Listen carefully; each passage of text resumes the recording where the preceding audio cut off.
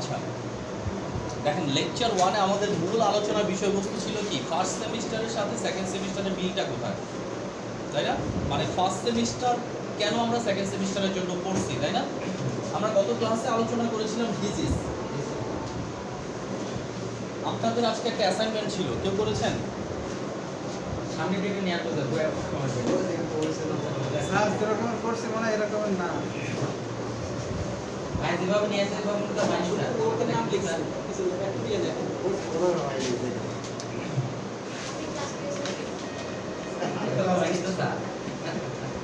জীবাণুর নাম লিখতে হবে স্যার, জীবাণুর নাম। নিজের রোগগুলো লিখছেন, এদের জীবাণুর নাম লিখতে হবে। সামনে শব্দের সাথে আচ্ছা ঠিক আছে, তাহলে দেখেন গত ক্লাসে আমরা আলোচনা করেছিলাম ডিজিজ। ডিজিজ কাকে বলে স্যার?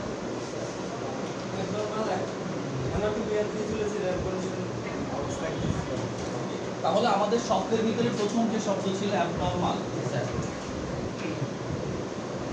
ঠিক আছে? তাহলে আমাদের শরীরের যে কোনো জিনিস, যে কোনো কন্ডিশন যদি অ্যাবনর্মাল হয়ে যায়, ওই অ্যাবনর্মাল কন্ডিশনটাকে আমরা কি বলবো? ডিজিজ। ঠিক আছে? যেমন গত ক্লাসে আমরা বলছিলাম যে আমাদের হিমোগ্লোবিন ছেলেদের কত থাকে? 14 থেকে 18 গ্রাম পার ডেসিলিটার। এটা একেবারে নর্মাল, যেটা আমরা অ্যানাটমি ফিজিওলজিতে পড়ে আসছি, তাই না? এখন এটাই যদি কোনো কারণে 14 নিচে নেমে যায়, 18 থেকে কি উপরে উঠে যায়, দুইটাই কিন্তু রোগ। 14 থেকে নিচে নেমে গেলে কি ডেফিসিয়েন্সি ডিসঅর্ডার, আর এটা কি আধিক্যের কারণে যে রোগটা হয়। তাহলে এটাতে হয় কি পলিসাইথেমিয়া, এটাতে হয় কি অ্যানিমিয়া। আমরা পড়বো ব্লাড রিলেটেড ডিসঅর্ডারে, তাই না? কিন্তু মনে রাখতে হবে যে এই নর্মাল কন্ডিশনে যতক্ষণ পর্যন্ত থাকবে ততক্ষণ আমাদের কোনো রোগ হবে না। ঠিক আছে? যদি নর্মাল কন্ডিশন থেকে উপরে অথবা নিচে চলে যায় তাহলে কি কোনো না কোনো রোগ। ব্লাড প্রেশার কত ছিল? সিস্টোলিক প্রেশার ম্যাডাম বলেন, সিস্টোলিক প্রেশার কত? 100 থেকে 140 না কত সিস্টোলিক? সিস্টোলিক আমরা পড়ছিলাম না ব্লাড প্রেশার, মনে আছে? কত ক্লাসে তো বললাম বিপি। বিপি পড়ছিলাম। বিপি কয় প্রকার? বিপি 4 প্রকার। কি কি?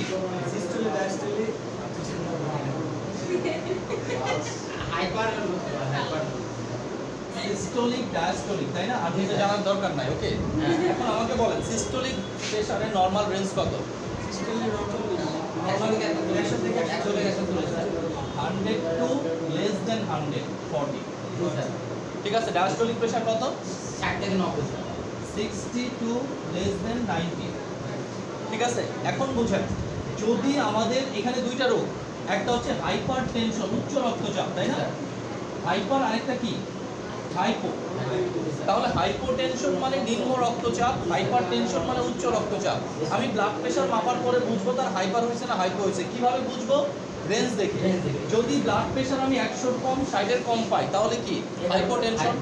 যদি ব্লাড প্রেশার আমি 140 এর বেশি, 90 এর বেশি পাই তাহলে কি হাইপার টেনশন। ঠিক আছে? প্রেশারটা চেনা মেপেই চিনতে হবে, বাট আপনাকে চিনতে হবে যে কত নিচে নামলে হাইপো, কতর উপরে উঠলে হাইপার। ঠিক আছে? দেখেন, আপনি যদি অ্যানাটমি ফিজিওলজি সম্পর্কে মোটামুটি আইডিয়া থাকে, রোগগুলো চেনা অনেক সহজ। আর রোগগুলো যত ভালোভাবে চিনবেন আপনি কি ওষুধ সিলেক্ট করা তত সহজ। ঠিক আছে? একটার সাথে আরেকটা ডিপেন্ডেন্ট।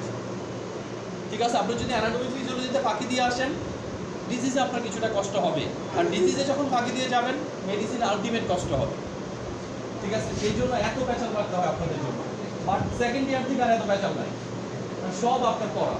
অ্যানাটমি ফিজিওলজি পারেন, ডিজিজ পারেন, তারপরে কি মেডিসিন পারেন, তখন থেকে কি প্যাথোলজি পড়াবো। প্যাথোলজি পড়াতে তখন লাগে এই দুটো এই টেস্ট দিবেন, এই দুটো এই টেস্ট দিবেন, এই টেস্টের ভ্যালু এরকম হয়, এই টেস্টের ভ্যালু এরকম হয়, সব রোগ চিনতে হবে আপনাকে।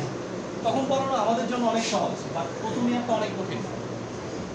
আজকে আমরা পড়াবো কি টাইপ অফ ডিজিজ। ঠিক আছে? Type of disease. দেখেন, ডিজিজকে আমরা কি বিভিন্ন ক্যাটাগরি থেকে ভাগ করতে পারি। আচ্ছা, ক্লাসে যারা অ্যাবসেন্ট তারা কি অ্যাবসেন্ট এই কারণে যে আসতে পারতেছে না, অথবা এই কারণে যে আমরা ইউটিউবে ভিডিওগুলো দিচ্ছি? কোনটা? বলতে পারবো না স্যার। যদি এরকম হয় যে ইউটিউব ভিডিওর জন্য ক্লাসে আসে না, তাহলে আমরা এটা বন্ধ করে দিই।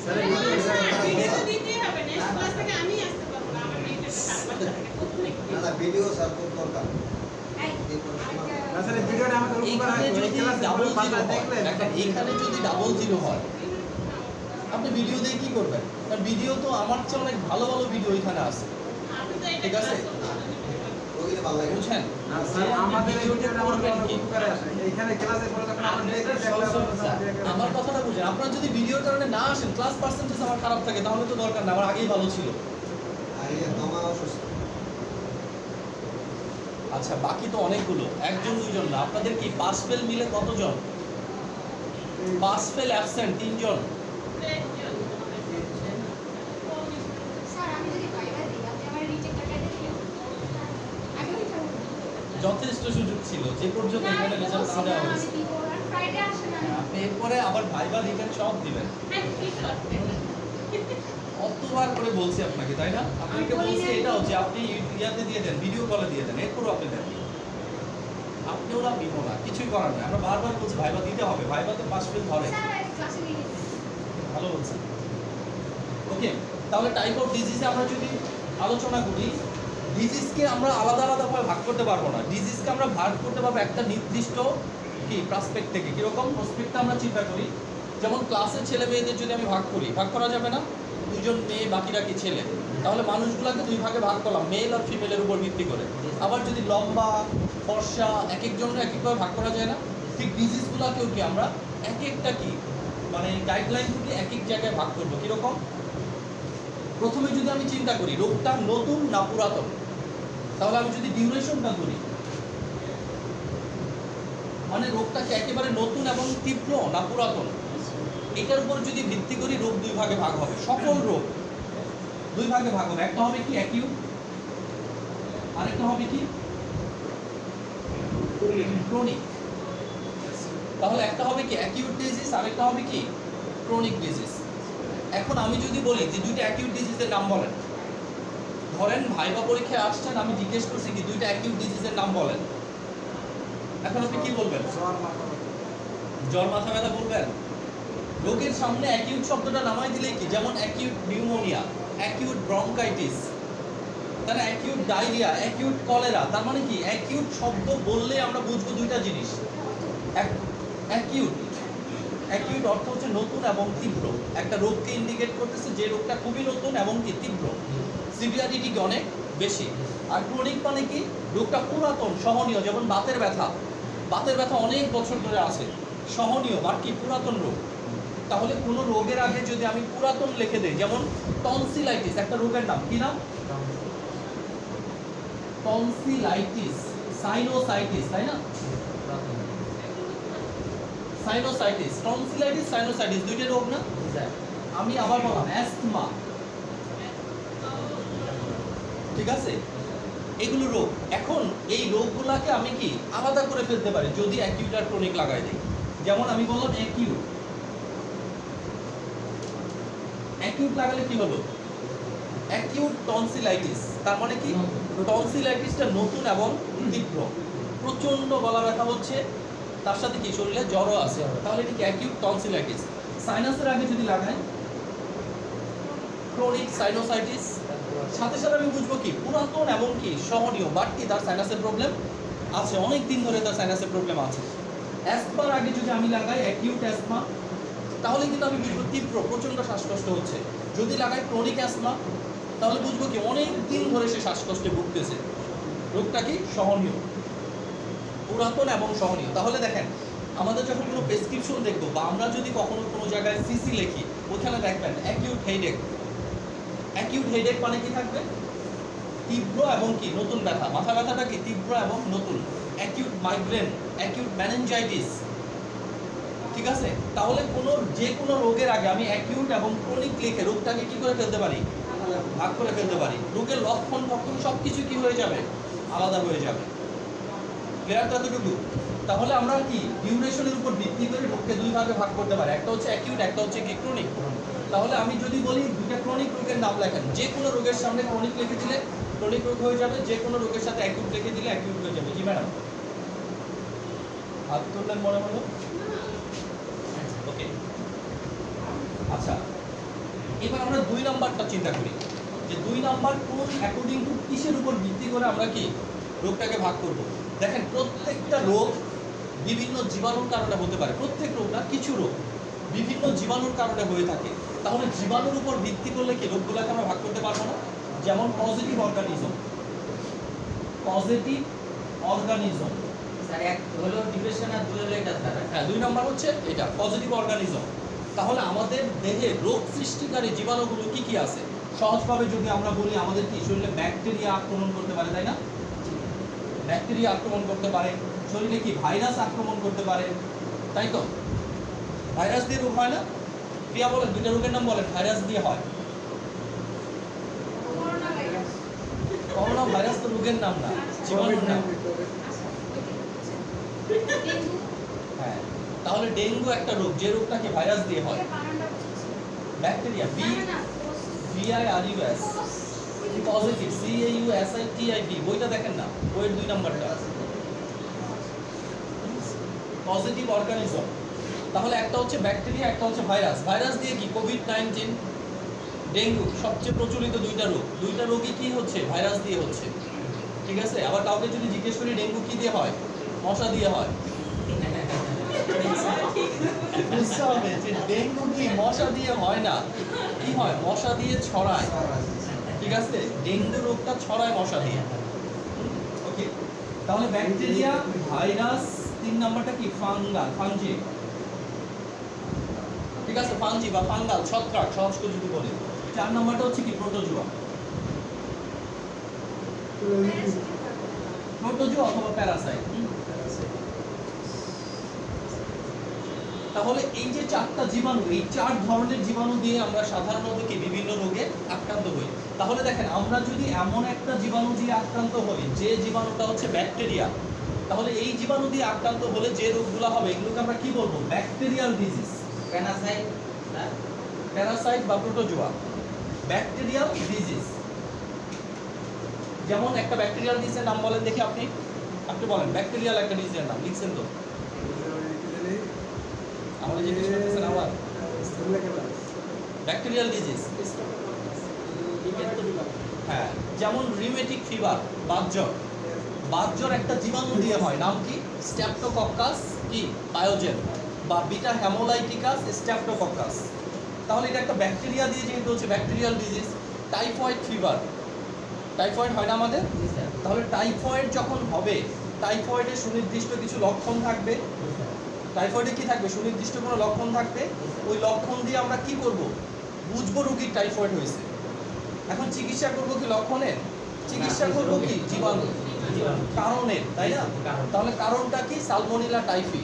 সালমোনেলা টাইফি নামক ব্যাকটেরিয়ার কারণে টাইফয়েড ফিভার হয়। তাহলে সালমোনেলা টাইফি যে অ্যান্টিবায়োটিক দিলে ভালো বানা যাবে, সেই অ্যান্টিবায়োটিকগুলোকে আমি খাওয়াবো।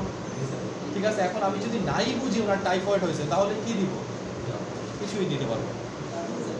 তাহলে ব্যাকটেরিয়াল ডিজিজ আছে, যেমন typhoid fever, paratyphoid fever, diphtheria, সবই কি ব্যাকটেরিয়াল ডিজিজ। ভাইরাস ডিজিজ তো বলেই দিল, তাই না? COVID-19, dengue, chikungunya, chicken pox, small pox, যা আছে সব, hepatitis A B C D E, সবগুলা কি ভাইরাল ডিজিজ। এরপরে যদি ফাঙ্গাল ডিজিজ আছে, দেখেন আমাদের ম্যাক্সিমাম স্কিন ডিজিজ, তাই না? ম্যাক্সিমাম ত্বকের উপর কি হয়? দাঁত হয় না? দাও রিঙ্গার, ঠিক আছে, ঠিক আছে। রিং অন যেটা হচ্ছে চর্মরোগ, ম্যাক্সিমাম যা হয়, ম্যাক্সিমাম চর্মরোগী কি দিয়ে হয়? ছত্রাক দিয়ে হয়, ফাঙ্গাস দিয়ে হয়, তাই না? তাহলে চর্মরোগ, স্কিন ডিজিজের জন্য খুব ভালো একটা কারণ এটা। তাছাড়াও সিস্টেমিক ক্যান্ডিডিয়াসিস, বিভিন্ন রকম রোগ হয়, ভ্যাজাইনাল ক্যান্ডিডিয়াসিস। ঠিক আছে, অর্থাৎ যে জায়গাটা একটু একটু ভেজা ভেজা থাকে, ওই জায়গাতে কি ছত্রাক রোগ করতে পারে। নেক্সট ওয়ান দেখেন, প্রোটোজোয়া। প্রোটোজোয়ার কারণেও আমাদের অনেক রোগ হয়, যেমন আমাদের ডিসেন্ট্রি হয় না? ডিসেন্ট্রি মানে কি? আমাশয়। এই যে আমাশয় হচ্ছে, আমাশয় কি ব্যাকটেরিয়া দিয়েও হয়, প্রোটোজোয়া দিয়েও হয়। নর্মাল যে ডিসেন্ট্রিটা আমরা বলি সেটা কি অ্যামিবা দিয়ে হয়, এটা একটা প্রোটোজোয়া। আর যদি রক্ত আমাশয় হয়, এটা কি ব্যাকটেরিয়া। এটা ছাড়াও যদি আমরা চিন্তা করি, ম্যালেরিয়া হয় না আমাদের? ম্যালেরিয়া কেন হয়? ম্যালেরিয়া প্যারাসাইট বা ম্যালেরিয়া প্রোটোজোয়ার জন্য কি, ম্যালেরিয়া প্যারাসাইটের জন্যই কি ম্যালেরিয়া রোগগুলা হচ্ছে। 4 ধরনের জীবাণু আছে, নামগুলো বলেন। ম্যালেরিয়া প্যারাসাইটগুলোর নাম কি? না, আপনাকে ধরছি। নাম কি?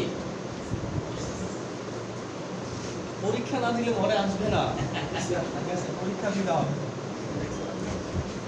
ওকে, এইটুকু তো ক্লিয়ার যে জীবাণুর কারণেও কি আমরা রোগগুলাকে ক্লাসিফাইড করতে পারি। যে রোগটার জীবাণু হচ্ছে ব্যাকটেরিয়া, সেটা হচ্ছে ব্যাকটেরিয়াল ডিজিজ। যে রোগটার জীবাণু হচ্ছে ভাইরাল সেটা ভাইরাল ডিজিজ। তার মানে কি আমরা ভাইরাল ডিজিজ, দেখেন ব্যাকটেরিয়াল ডিজিজে আমরা অ্যান্টিবায়োটিক ইউজ করব, কিন্তু ভাইরাল ডিজিজে আমরা অ্যান্টিবায়োটিক দিব না, ফাঙ্গাল ডিজিজে আমরা অ্যান্টিবায়োটিক দিব না, প্রোটোজোয়াল ডিজিজেও আমরা অ্যান্টিবায়োটিক দিব না। এখন আমি যদি না জানি কোনটা কি ডিজিজ, সব রোগে অ্যান্টিবায়োটিক, জ্বর হলে অ্যান্টিবায়োটিক, অ্যান্টিবায়োটিক হচ্ছে জ্বরের ওষুধ। বুঝি নাই? খাইবো আর মরবো না তো, ঢুকে ঢুকে মরবো। যদি একবারে মরে যেতে হইতো তো, একবারে মরে গেলে কিন্তু কোনো প্রবলেম না। মেডিসিনের প্রবলেম কি, আপনি আপনার বয়স এখন কত, 20 বছর ধরে, তাহলে 20 থেকে 40 পর্যন্ত আপনি যতই মেডিসিন অ্যাবিউজ করেন একেবারে অসুস্থ হয়ে যাবেন না। 40-এর পরে শরীরের মেকানিজম কি হবে, দুর্বল হয়ে যাবে না? এই 40 থেকে 60-এর মধ্যে আপনি হার্টের রোগ, কিডনির রোগ, লিভারের রোগ সব রোগে ভুগবেন। তারপরে এই সময় যদি আপনি লোহা খান, লোহা হজম হয়ে যাবে, বা এই সময় তো হজম ক্রিয়া দুর্বল হয়ে যাবে।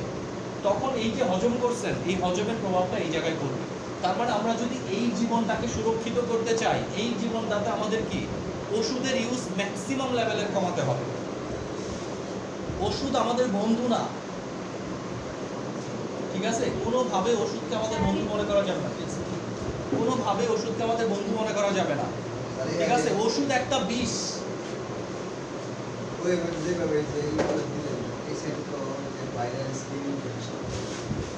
এটা তো পড়াচ্ছি না স্যার, না ওই যে অ্যাসাইনমেন্ট অ্যাসাইনমেন্ট এটা পড়াচ্ছি না, পড়াচ্ছি দেখেন আপনাকে ওই অধ্যায়টা বের করে দেন।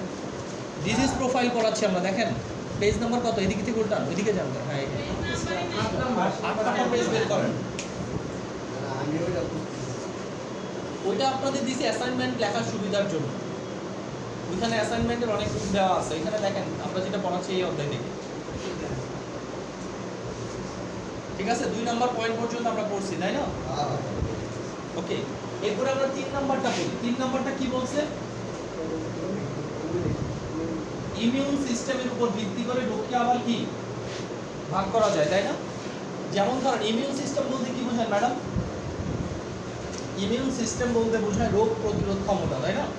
তাহলে দেখেন রোগ প্রতিরোধ ক্ষমতা এটা এমন একটা ঐশ্বরিক ক্ষমতা, যে ক্ষমতার কারণে কি আমরা মানে সঠিকভাবে বেঁচে থাকতে পারি। বুঝেন, প্রতিদিন আমাদের দেহে কি পরিমাণ জীবাণু ঢুকে আপনি চিন্তাও করতে পারবেন না। বাতাসের মাধ্যমে, পানির মাধ্যমে, খাবারের মাধ্যমে জীবাণু কিন্তু ঢুকতেছে, বাট আপনি প্রতিদিন কিন্তু আক্রান্ত হচ্ছেন না। কিসের জন্য? আপনার শরীরের ভিতরে কি একটা আর্মি বাহিনী আছে, রিজার্ভ ফোর্স আছে, যারা কি করবে, যে জীবাণু ঢুকবে তাকেই কি মেরে ফেলবে। কিন্তু কখনো যদি আমার রোগ প্রতিরোধ ব্যবস্থা দুর্বল হয়ে যায়, তখনই জীবাণুটা আমার ভিতরে ঢুকে কি করবে, হ্যাঁ আসন করবে, আমার কি হবে, বিভিন্ন রকম রোগে আমি আক্রান্ত হব, ঠিক আছে? তাহলে এটা হচ্ছে রোগ জীবাণু ব্যবস্থার কাজ। বাট কখনো কখনো এমন হয় না, যেমন বিডিআর বিদ্রোহ। বিডিআর বিদ্রোহে কি হলো? বিডিআর কাজ ছিল সীমানা পাহারা দেওয়া, তাই না? তারা কি করলো, দেশের ভিতরে এসে দেশে অনেকগুলো মেজর মেরে ফেললো, ঠিক আছে? তাহলে চিন্তা করেন, বিডিআর এর কাজ ছিল সীমানা পাহারা দেওয়া, তারা এসে মেজর মেরে ফেললো। এটা কি দেশের জন্য একটা অটো ইমিউনো ডিজিজ।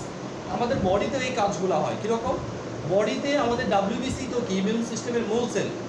তাহলে বডিতে যে আমাদের ইমিউন সিস্টেম আছে, ওই ইমিউন সিস্টেমে যদি কোনো মিউটেশন ঘটে যায়, ঠিক আছে, জেনেটিক মিউটেশন ঘটে যায়, ওই ইমিউন সিস্টেম যদি মনে করে যে আমার শরীরের কিডনিটা আমার না, এটা বাইরের অর্গান, এটা আমার শরীরের জন্য ক্ষতিকারক, তার যদি এটা একবার মনে হয় যে আমার এই চোখটা কি আমার শরীরের জন্য ক্ষতিকর, তাহলে সে কি করবে? তার কাজ হচ্ছে বডির জন্য যেটা ক্ষতিকারক সেটাকে সে নষ্ট করে ফেলবে। সাথে সাথে সে কিডনিকে আক্রমণ করবে, কোনো গ্ল্যান্ডকে আক্রমণ করবে, হার্টকে আক্রমণ করবে, জয়েন্টকে আক্রমণ করবে, করে কি করবে, এগুলোকে নষ্ট করে দিবে, ঠিক আছে? তাহলে আমাদের শরীরের ভিতরে যে প্রোটেক্টিভ পাওয়ারটা আছে, এই প্রোটেক্টিভ পাওয়ারের জন্য যদি আমাদের শরীরে কোনো রোগ হয়, এটাকে বলা হয় কি অটো ইমিউনো ডিজিজ। আর এই প্রোটেক্টিভ পাওয়ারের বিরুদ্ধে কাজ করে যদি কোনো রোগ হয়, সেটাকে বলা হচ্ছে কি নন ইমিউনো ডিজিজ। ক্লিয়ার তো? তাহলে একটা হচ্ছে কি ইমিউন সিস্টেমের উপর যদি ভিত্তি করি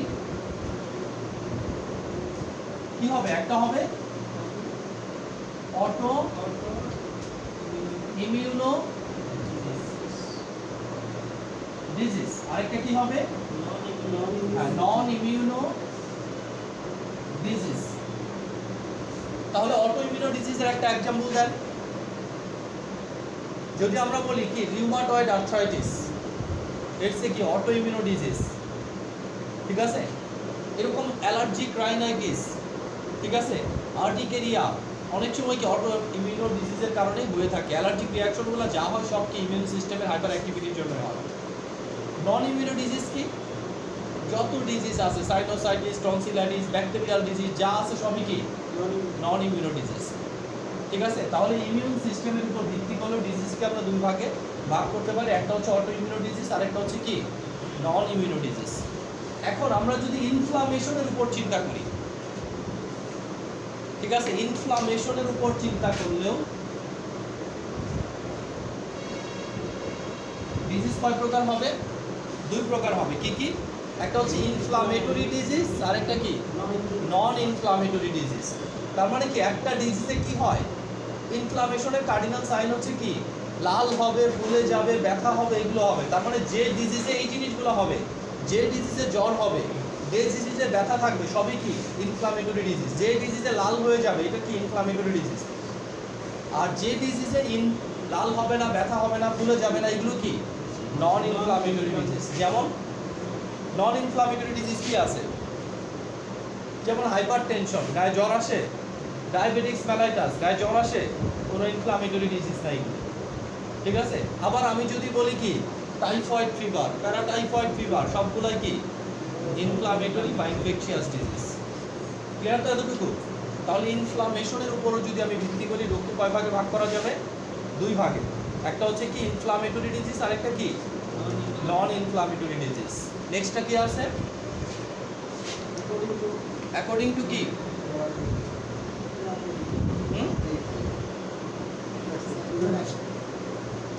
বলেন sir. Curability. According to curability. Curability মানে কি কিউর হওয়া। দেখেন কিছু কিছু রোগ আছে এগুলো কি চিকিৎসা করলে সম্পূর্ণভাবে ভালো হয়ে যায়। যেমন টাইফয়েড ফিভার চিকিৎসা করলে ভালো হয়ে যাবে না, ডেঙ্গু চিকিৎসা করলে ভালো হয়ে যাবে না। আবার কিছু কিছু রোগ আছে এগুলো কি সারা জীবন চিকিৎসা করলে এগুলো ভালো হবে না।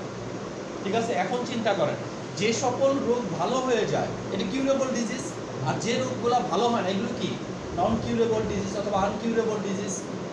ঠিক আছে, কোন রোগগুলো ভালো হয়ে যায়?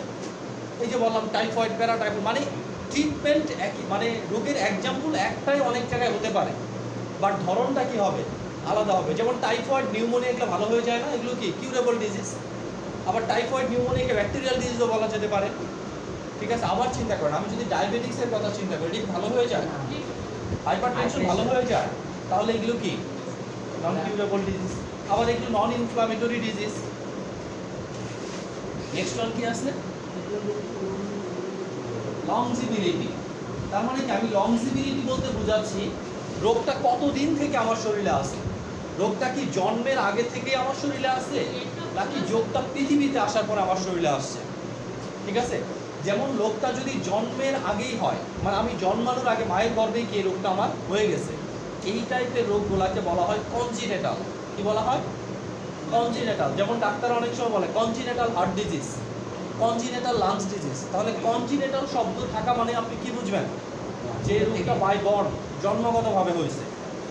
ঠিক আছে, আর যদি অ্যাকোয়ার্ড থাকে, অ্যাকোয়ার্ড মানে কি অর্জিত রোগ, পৃথিবীতে আসার পরে তার এই রোগটা হয়েছে। এরপরে চিন্তা করেন আমি যদি জেনেটিক ডিসঅর্ডারের উপর ভিত্তি করি, মানে জেনেটিক সিস্টেমে মানে বংশগতির ধারা অনুযায়ী ভাগ করি, তাহলেও রোগ দুই প্রকার। কীরকম?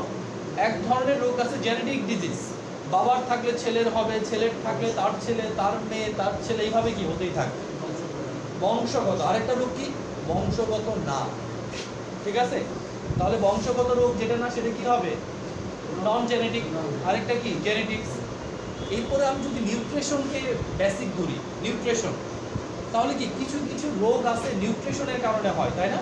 আর কিছু রোগ আছে কি নিউট্রিশনের কারণে হয় না। তাহলে আমি যদি নিউট্রিশনটাকে বেসিক ধরি, নিউট্রিশন, তাহলে আপনি চিন্তা করেন নিউট্রিশনটা হচ্ছে কি বেসিক। যদি আমি নিউট্রিশনটাকে বেস ধরি তাহলে কিছু রোগ হবে পোর নিউট্রিশনের জন্য, তাই না? যেমন আপনার শরীরে আয়রনের অভাব আছে, তাহলে আয়রনের অভাব থাকলে কি হবে? অ্যানিমিয়া হবে। ঠিক আছে, তাহলে নিউট্রিশনের ঘাটতির কারণে যে রোগ হবে তাকে কি বলা হবে? Nutritional disease. আর নিউট্রিশনের কারণে যে রোগ হবে না, নন নিউট্রিশনাল ডিজিজ। যেমন টাইফয়েড কি ব্যাকটেরিয়ার কারণে হচ্ছে, নিউট্রিশনের কারণে না। আবার আমি যদি বলি রিকেটস, আমি যদি বলি স্কারভি, আমি যদি বলি সায়াটিকা, আমি যদি বলি প্যালেগ্রা, আমি যদি বলি নাইট ব্লাইন্ডনেস, আমি যদি বলি ক্যারাটোম্যালাসিয়া, আমি যদি বলি জেরক্সথালমিয়া সবগুলাই কি নিউট্রিশনাল ডিজিজ। তার মানে কি নিউট্রিশনাল ডিজিজ সেগুলাই হবে যেগুলোর সাথে সরাসরি জড়িত কি নিউট্রিশন। তার মানে এই রোগীকে যদি নিউট্রিশনের অভাবটা ফুলফিল করে দেওয়া যায় রোগী সুস্থ, আর যদি নিউট্রিশন না দিয়ে সারাদিন কি অন্য অন্য ওষুধে ভরে ফেলেন তারপরে রোগী কি হবে না, ভালো হবে না। ঠিক আছে, ভিটামিন B1 এর অভাবে কি রোগ হয় ম্যাডাম? B1 এর নাম কি? B1 এর নাম কি? Vitamin D. ভিটামিন B1 নাম কি? কে পারে? একবার বললে কথা বলতে ভিটামিন B2 এর নাম কি?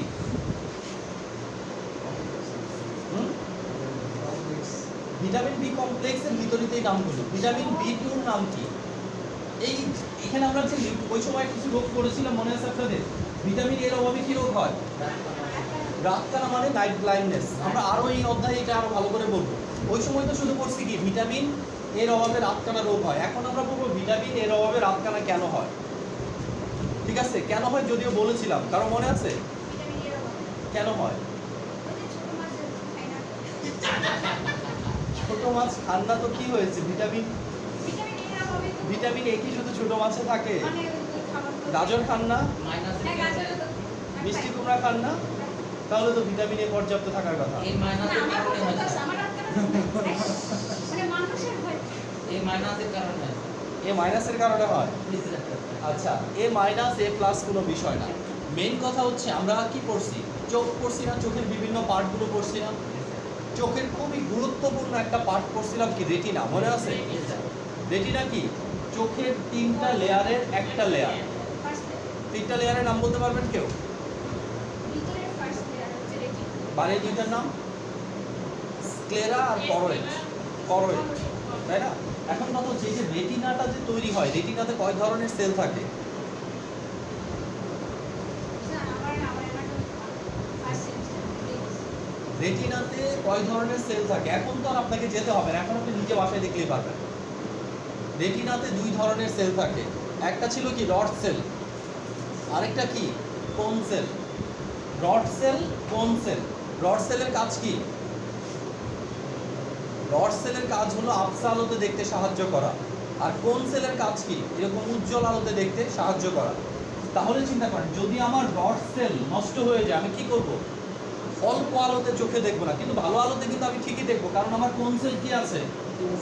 প্রিজার্ভ আছে, তাই না? এখন কথা হচ্ছে রড সেলের মূল উপাদান হচ্ছে রেটিনল। এই রেটিনলটা হচ্ছে ভিটামিন এ। তারপরে ভিটামিন এ হচ্ছে রড সেলের মূল উপাদান। তাহলে ভিটামিন এ যদি আপনার না থাকে রড সেলগুলো কাজ করবে না, আর রড সেল না কাজ করলে কি হবে? অল্প আলোতে আপনি চোখে দেখবেন না। এটা ভাবার কারণ নাই যে রাতকানা রোগী শুধু রাতে চোখে দেখে না, এরকম না কিন্তু। রাতকানা রোগী দিনেও চোখে দেখবে না যদি আলো কমে যায়। ঠিক আছে, আকাশ মেঘাচ্ছন্ন হয়ে গেছে তখন আপনি এমন এমন করবেন না। একটা রুমে ঢুকতে আলো কম স্যার। হ্যাঁ, একটা রুমে ঢুকছে আলো কম, এখানেও রাতকানা রোগী চোখে দেখবে না। তার মানে রাতকানা রোগীর মূল প্রবলেম হচ্ছে আবছা আলো। ঠিক আছে, তাহলে এটা কি ডিজিজ? নিউট্রিশনাল ডিজিজ না?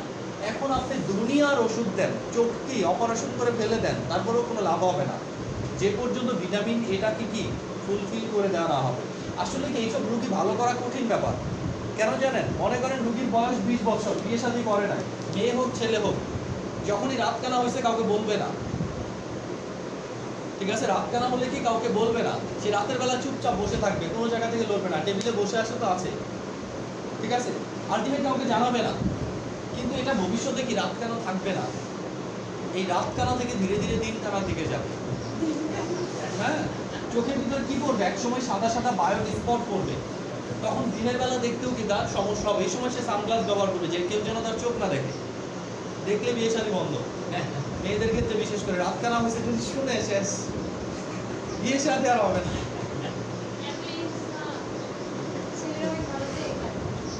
ওকে, ছেলে আর মেয়ে নাই, যারই রাতকানা হবে এটা একটা ট্রিটেবল ডিজিজ।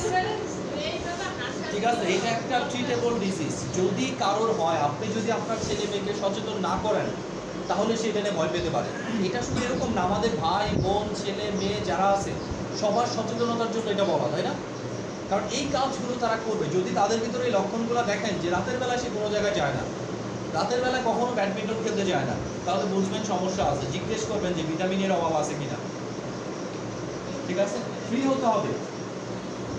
ওকে, তাহলে নিউট্রিশনের উপর কি করতে পারি আমরা? রোগকে দুই ভাগে ভাগ করতে পারি। একটা হচ্ছে কি নিউট্রিশনাল ডিজিজ, আর একটা কি নন নিউট্রিশনাল ডিজিজ। আমরা এই রোগগুলাকে কেন ভাগ করতেছি? রোগগুলাকে ভাগ করার মূল কারণ হচ্ছে চিকিৎসা। ঠিক আছে, আমার রোগের কারণ যদি জীবাণু হয় তাহলে এক ধরনের চিকিৎসা, রোগের কারণ যদি ইমিউন সিস্টেম হয় তাহলে এক ধরনের চিকিৎসা, রোগের কারণ যদি নিউট্রিশন হয় তাহলে আরেক ধরনের চিকিৎসা, রোগটা যদি অ্যাকিউট হয় তাহলে এক ধরনের চিকিৎসা, ক্রনিক হলে আরেক ধরনের চিকিৎসা।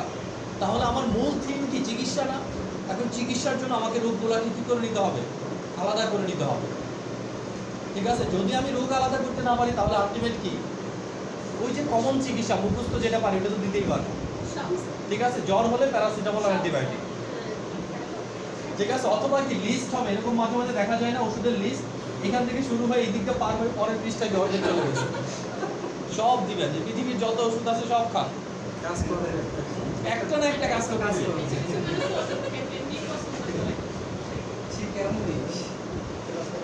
দেখেন, আপনাকে খুব ভালো সাইকোলজিস্ট হতে হবে যদি আপনি ভালো প্র্যাকটিস করতে চান।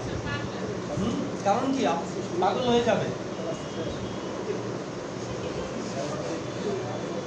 কেন বললাম? কারণ একটা লোক আপনার সামনে আসছে, যদি তাকে দেখে তার সম্পর্কে আপনার একটা মোটামুটি ধারণা না হয় তাহলে চিকিৎসা করা কঠিন। অনেক মানুষ আছে কি ওষুধের প্রতি ডিমান্ড আছে, এই সকল লোককে যদি আপনি একটা দুইটা ওষুধ দেন সে আপনার ওষুধ খাবেই না। অনেক লোক আছে কি দামি ওষুধের প্রতি ডিমান্ড আছে, এদেরকে যদি আপনি কম দামি ওষুধ দেন সে খাবেই না। আবার অনেক মানুষ আছে যারা কি কম দামি ওষুধের প্রতি কি তাদের চাহিদা আছে, এদেরকে বেশি দামি ওষুধ দিলে সে খাবেই না। তাহলে কি কে কি চাচ্ছে তাকে দেখে তার সাথে কথা বলে তার ভিতরে সব জিনিস বের করে ফেলতে হবে। অর্থাৎ কি আপনি যেন কারোর দিকে তাকালেই কি, অনেকে আছে যেমন এটা ছেলে বা মেয়ে যে কারণে হতে পারে, তারা রোগ সম্পর্কে আপনাকে বাড়ায় বলতে পারে প্রচন্ড ব্যথা, ব্যথায় বাঁচতেছি না, ব্যথায় একদম মরে যাচ্ছে, আসলে খুব একটা ব্যথা না। এখন চিন্তা করেন এই পাশের রোগকে আপনার যেখানে কি ডাইক্লোফেনাক হলে চলে যেত, আপনার মুখের কথা শুনে যদি বিশ্বাস করেন তাহলে কিন্তু আপনাকে কিটোরোলাক দিতে হবে। আপনিও চিন্তা করবেন কিটোরোলাক দিলে তো সুবিধা, 10 টাকা বিক্রি হলো, ডাইক্লোফেনাক দিলে 2, 2.5, 3 টাকা, কোনো লাভ হলো? ওই চিন্তা করা যাবে না। মেন কথা হচ্ছে যদি উনি খুব ব্যথায় বাঁচে না, আপনি একটু কি পরীক্ষা করে দেখেন আসলে ব্যথা কীরকম, রোগীর অবস্থাটা পর্যবেক্ষণ করেন সে কী টাইপের কথা বলতেছে আপনাকে। ঠিক আছে, আর আপনি কিছু কোশ্চেন করেন, কোশ্চেনগুলো দেখেন তার অনেস্টি কতটুকু আছে। ঠিক আছে, দেখেন একটা রোগী দেখা শুধু এরকম না যে রোগী আসলো আমি ওষুধ লিখে দিলাম। একটা রোগী দেখা অনেকগুলো বিষয় আপনার ভিতরে থাকবে, সব অ্যাকুমুলেট হবে, তখন কি আপনি রোগী দেখতে পাবেন। যেমন আমার এখন মনে হচ্ছে আমি আলাদা আলাদা শিখতেছি। দেখেন যখন আমি 1-এ ছিলাম তখন কি আমি স্বরে ও স্বরে এগুলো আলাদা আলাদা শিখছি না? রস্বই দীর্ঘই ক খ এগুলো আলাদা শিখছি না? শব্দ বানান করা শিখছি, তাই না? শব্দ কিভাবে তৈরি করে, বাক্য কিভাবে তৈরি করে, আপনি এখনও যা শিখতেছেন ওইটাই, বাট যখন শিখে ফেলবেন সব কিন্তু একত্র হয়ে যাবে, পুরো নলেজটা কি হবে? একত্র হয়ে যাবে। এখন আমাকে কোনো বাক্য দিলে সমস্যা আছে, আমাকে কোনো শব্দ দিলে সমস্যা আছে, আপনিও যদি শিখে ফেলেন আপনাকে কোনো ডিজিজ দিলে কি হবে না? সমস্যা হবে না। বাট আপনি যদি না শিখেন এই গ্রামারগুলো সব দিলেই সমস্যা। আপনি গ্রামার মানে কি সদস্যরা জানেন না মানে আপনি কোনো জায়গায় কি দস্তখত করতে পারবেন না। ঠিক এইগুলো হচ্ছে আমরা যা ফার্স্ট সেমিস্টারে পড়াই বা ফার্স্ট ইয়ারে যা পড়াই সবই কি গ্রামার, এটা আপনাকে শিখতেই হবে বেসিক। আচ্ছা, তাহলে আমরা কতগুলো ভাগে ডিজিজগুলোকে ভাগ করলাম একটু দেখেন তো।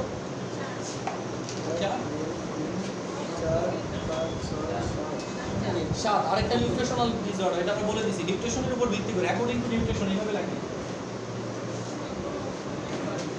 According to nutrition.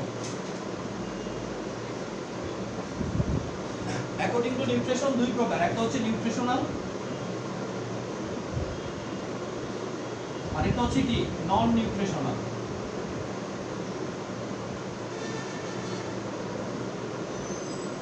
আরো অনেকভাবে রোগকে ভাগ করা যায়, বাট এই কয়েকটা যদি আমরা জানি এটা আমাদের জন্য কি মোটামুটি চলবে।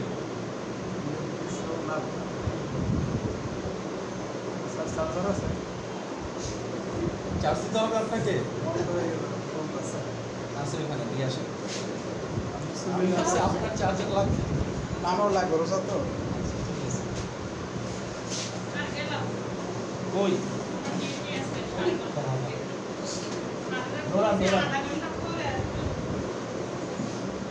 কষ্ট করে চেহারা দেখে গেছেন, এই তো আমাদের কপাল।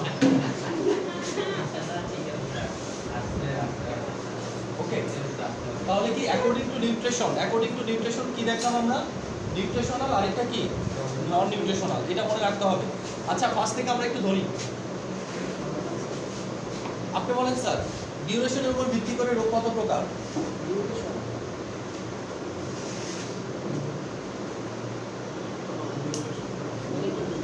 দুই প্রকার, অ্যাকিউট আর ক্রনিক। আবার বলেন, পজিটিভ অর্গানিজমের উপর ভিত্তি করে রোগ কত প্রকার?